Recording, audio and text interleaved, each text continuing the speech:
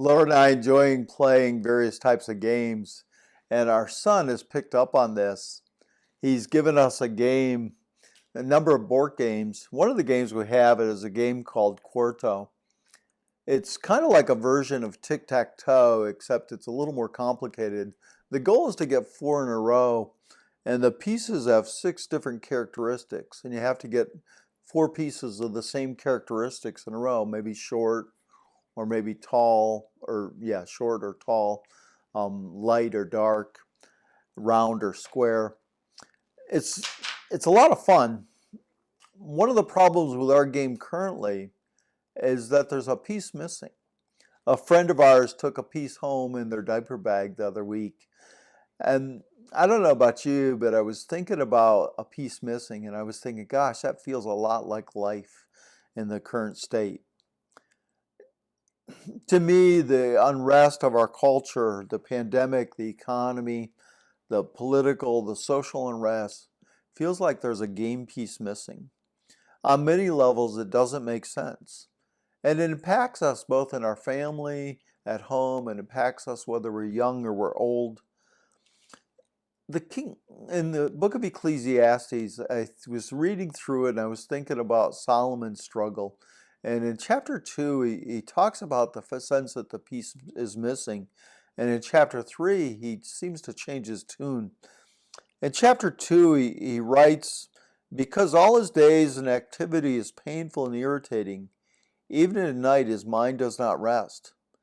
My sense is that when the pieces are missing, life can feel painful and irritating. It doesn't work. It doesn't go the way it's supposed to. And I think most of us can identify with Solomon talking about how even at night, the mind doesn't rest. It seems to race. In chapter 3, he turns the corner. And in chapter 3, verses 12 through 13, he says, I know that there's nothing better for them than to rejoice and do good in one's lifetime. Moreover, that every person who eats and drinks sees good in all his labor. This is a gift of God. I know that everything God does will remain forever. There's nothing to add to it, and there's nothing to take away from it. I know that at this time it may not seem that God is at work in our life, in our world, but He is. And I was thinking about a couple stories I've heard recently that were a big encouragement to me. Let me share them with you. One of them was about somebody who went into the hospital because of a heart condition. Their heart was racing and they had other medical issues that they were trying to sort through how do you get under control and the medication they could take. And they were in the hospital for a number of days. And while they were there, the person had a number of opportunities to share about their faith in Christ. One of these opportunities was with a nurse who was working with her. And in her conversation, she found out that the nurse had actually lost a daughter. And our friend was able to share about the hope that they have in Christ, but also the fact that Christ is a human who was human, who understands and experienced life as we do, with pain and sorrow and angst and loss, and was able to have a greater conversation about Christ and the hope that they were in Christ.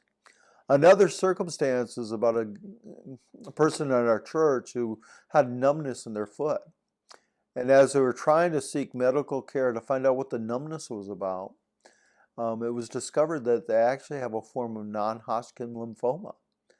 And even though the fact that they found out they have cancer isn't great news, they found the cancer because they were trying to figure out an unrelated issue in a foot. And because of that, they found the cancer earlier and have a better chance of treating it and actually having progress. God's at work in our life, and what we do matters.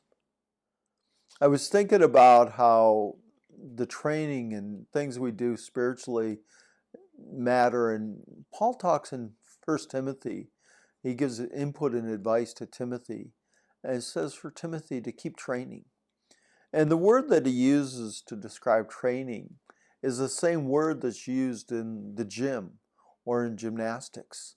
It's a sense of exercising and training to get better.